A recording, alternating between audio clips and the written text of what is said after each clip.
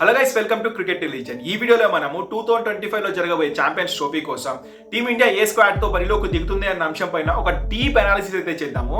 ఎందుకంటే ఏదైనా ICC tournament జరిగే 1 మంత్ ముందే ప్రతి ఒక్క టీమ్ స్క్వాడ్ ను ఐసీసీకి సమర్పించవలసి ఉంటుంది.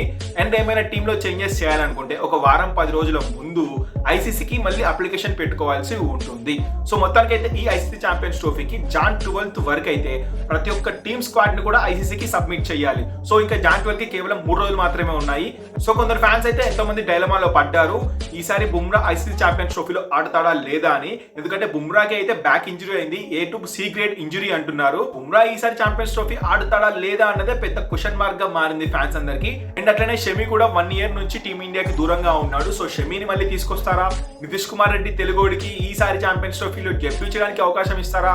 రోహిత్ శర్మ, విరాట్ కోహ్లీ ఇద్దరు బ్యాట్ ఫామ్ తో ఉన్నారు. సో వాళ్ళని టీమిండియా నుంచి పక్కకు తప్పిస్తారా? లేకపోతే గిల్ అయితే ఫ్లాప్ అవుతున్నాడు, జైస్వాల్ అయితే సూపర్ హిట్ టాప్ ర్యాంకింగ్స్ లో ఉంటున్నాడు టెస్ట్ T20లో. మరి ఓడిఐలో కూడా యశస్వికి కాల్ ఇస్తారా, గిల్ని డ్రాప్ చేస్తారా అన్న విషయాలపైన ఈ వీడియో అయితే మనం క్లియర్ అనాలిసిస్ అయితే చేద్దాము.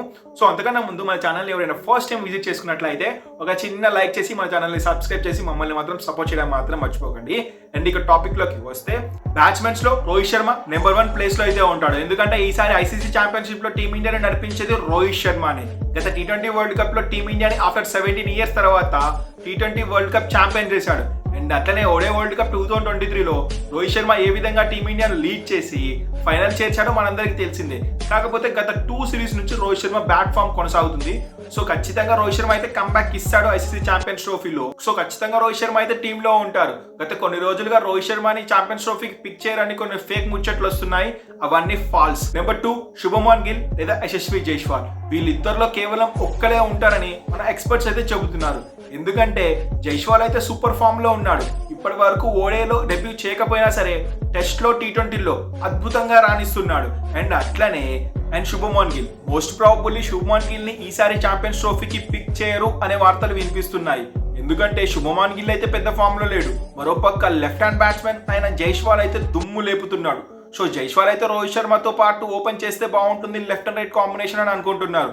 అలా అయితే గిల్కి ఈసారి ఛాంపియన్స్ ట్రోఫీకి ఉద్వాసన పలకబోతున్నారు. సో వీళ్ళిద్దరిలో ఎవరో ఒకరు అయితే టీంలో ఉంటారు ఖచ్చితంగా ప్లేయింగ్ 11 లో. నెంబర్ 3 బ్యాట్స్మెన్ విరాట్ కోహ్లీ అయితే 1 down లో అయితే ఖచ్చితంగా వస్తాడు. అండ్ బయట వినిపిస్తున్న ముచ్చట్లు ఏంటంటే విరాట్ కోహ్లీని ఈసారి ఛాంపియన్స్ ట్రోఫీలో ఆడనేరని. సో అంత ఫాల్స్ ముచ్చట్లు. విరాట్ కోహ్లీకి ఐసీసీ టోర్నమెంట్స్ లో ఎంత మంచి పర్ఫార్మెన్స్ ఉందో మనందరము చూసే ఉన్నాము.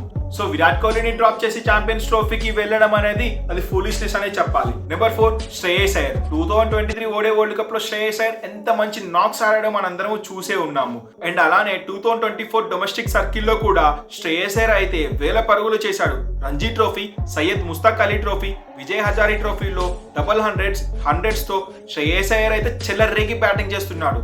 సో ఖచ్చితంగా శ్రేయస్ అయ్యర్ ను ఈసారి పిక్ చేసే అవకాశాలు ఎక్కువగా కనిపిస్తున్నాయి. వికెట్ కీపర్స్ లో అయితే కేఎల్ రాహుల్ అలాగే రిషబ్ పంత్ అయితే ఖచ్చితంగా స్క్వాడ్ లో ఉంటారు. కానీ ప్లేయింగ్ 11 లో మాత్రం రిషబ్ పంత్ కి వెళ్లే అవకాశాలు ఎక్కువ కనిపిస్తున్నాయి. ఎందుకంటే left hand batsmen, middle order batsmen కాబట్టి పంత్ అయితే మంచిగా హిట్టింగ్ చేస్తాడు మిడిల్ ఆర్డర్ లో కాబట్టి.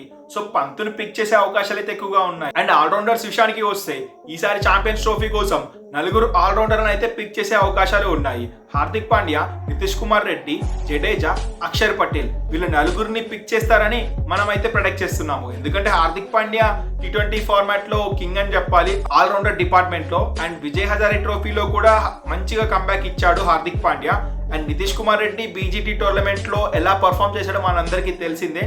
సో ఖచ్చితంగా హార్దిక్ పాండ్యాకి ఒక ఫాస్ట్ బౌలర్ బ్యాకప్ గా నితీష్ కుమార్ రెడ్డిని అయితే ఈసారి ఛాంపియన్స్ ట్రోఫీకి పిక్ చేయబోతున్నారు. కానీ ప్లేయింగ్ 11 లో ఆడే అవకాశాలు చాలా తక్కువగా ఉన్నాయి.